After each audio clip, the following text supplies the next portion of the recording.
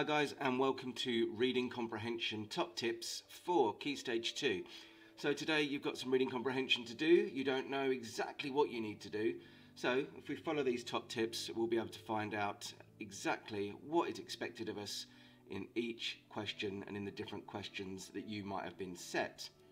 So let's start off with something nice and easy. Reading paper top tips number 1 is basically read everything, even days, dates at the top of non-fiction pieces, and there might be a clue to a question, so you can circle the dates, you can circle names, and that will give you a good idea. Remember, look at everything on there, even down to the side here. Every piece of information on there is going to be important. So that's your first top tip. Read everything and make sure you circle dates and names as you go along. It will make your work easier as you're answering the questions. Our next top tip. Reading paper top tips number 2, circle important pieces of information as you go along. You can even write notes in the margins if you need to. So here we've circled childhood, local competition, secondary school, determined to try them. So this tells us all about why she started music. We've got here, it was all about the school music room. So the percussion room, we've got a name here, Mr. Forbes, my teacher. We've also got here, she's a natural musician. So any of the bits you want to circle there. So anything you think is important, you can highlight it, you can circle it, you can underline it. And again, this will help you when you're answering your questions a bit later on. Tip number 3, answer the right there questions first. So if you've got a load of 1 mark questions, we can see here, that's 1 mark for these ones here, 1 mark just for putting in a date or just for putting in an event, or it could be 1 mark just for joining this to here, to here, to here. These are going to be the simplest questions, and I would say go through the section of the paper you're doing, answer the 1 mark questions, and then you can go back and answer the others. You could spend 10 minutes on 1 3 mark question, or you could spend 2 minutes on 3 1 mark questions. I'd rather spend 2 minutes getting 3 marks than 10 minutes. So answer the right there questions first. It could be a 1 mark, it could be a word. And remember, if it is a 1 mark question, it's usually just asking for a word or a few words or a very short sentence. It's not asking for detail. Look at the space as well that you've been given. If we look here, there's not a great deal of space there. So really all you need to do is fill the space. This one here is just asking you to put an A, a B or a C, and this one's asking you to join up. Read the question carefully. If it says tick 3, then you've got to tick 3. This one here says tick 4. This one here says tick 1. If it says underline the word, then obviously that's a word. If it says underline the words with the S at the end, that's obviously going to be more than 1 word. So be very careful. Read the question really carefully, and then once you've read the question carefully, read the question again. Then you can have a go at answering it. If it says find and copy a word or a phrase, do just that. Don't put in your own words, don't put it in your own words, don't make something up, but you can't put in the whole sentence. Obviously if it says a word, that is 1 word. Now then again, you can have hyphenated words. If a word has got a hyphen in the middle, then like, I don't know, let's say emerald green is a hyphenated word, you can count that as 1 word. But if it says to use a phrase is usually 2, 3, 4, 5 words. It usually doesn't include the subject or the object, so it'll just be a little phrase, unusually gifted, better than anyone expected. It's not going to be the full sentence, it's just going to be the bit of the sentence that you need.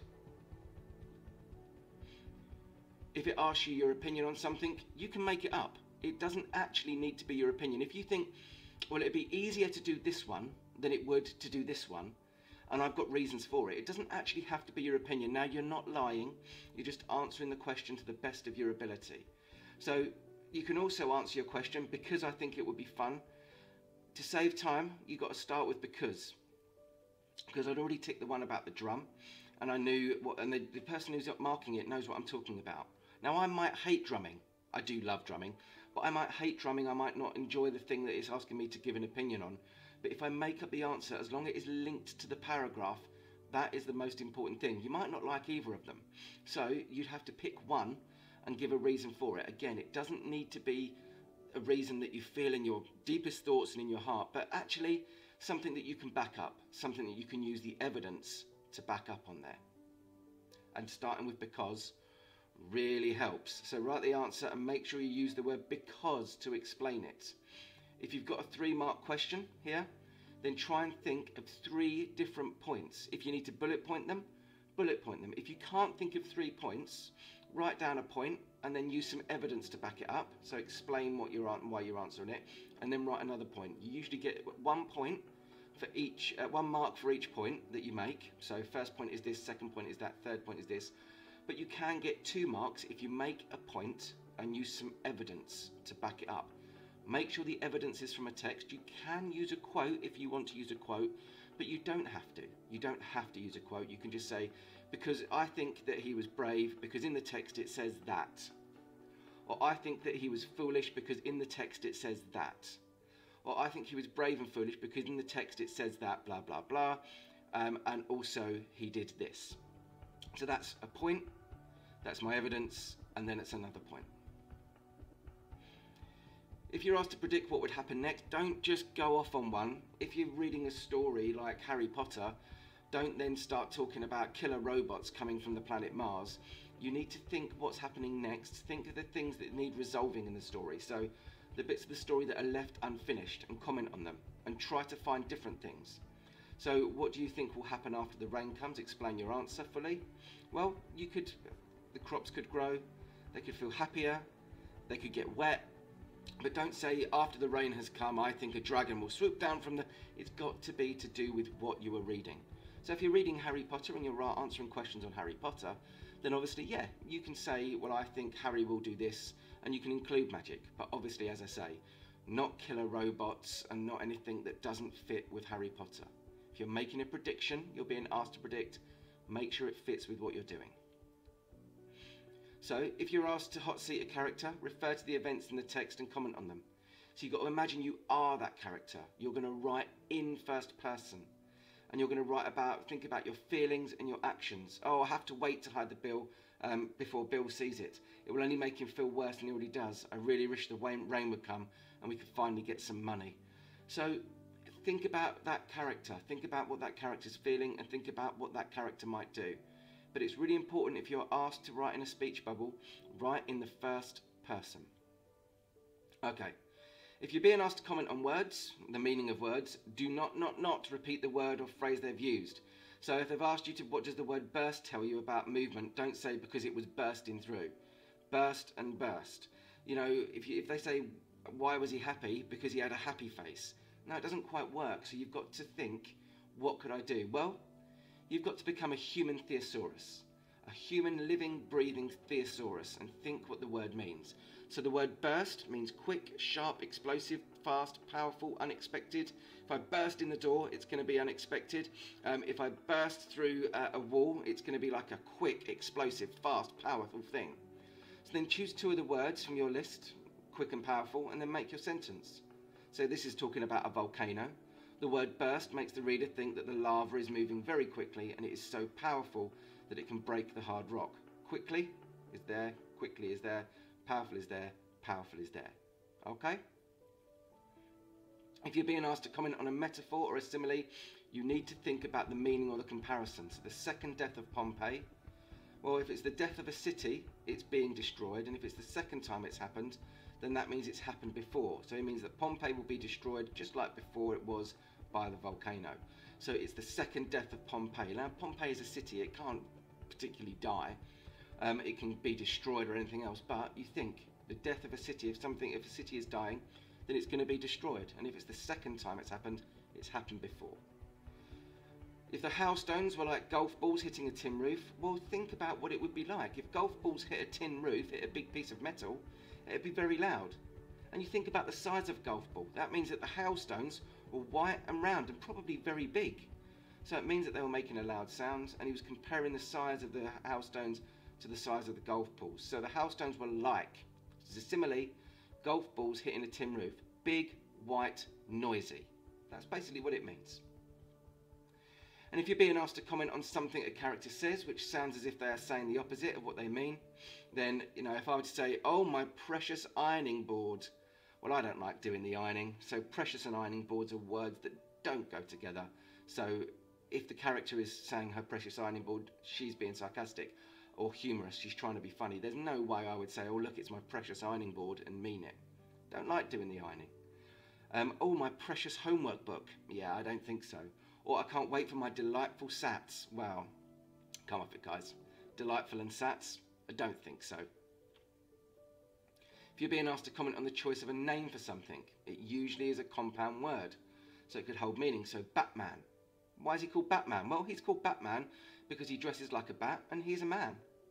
He's a strange man, but he's obviously my hero, crime fighter, excellent. So if I'm suffering from sat's ache, if you ache, it means you're probably ill, like we would usually say tummy ache. And if the sats is at the beginning of the word, it's telling us that the sats are making him ill. So sat's ache, if I've got sat's ache, it means, oh, I just don't want to do it. So, you're going to get other bits. So, Year 6 top tips for text feature questions. So if we're looking at features of the questions or features of the text. Why are some words in bold? Well, so they stand out, it's not specific enough. They are important, not specific enough. To catch your attention, not specific enough. To add emphasis, you get the idea. So if a word is in bold, then they could be important words, such as names of places, peoples or jobs. So important, but I've told you a bit more, I've been specific.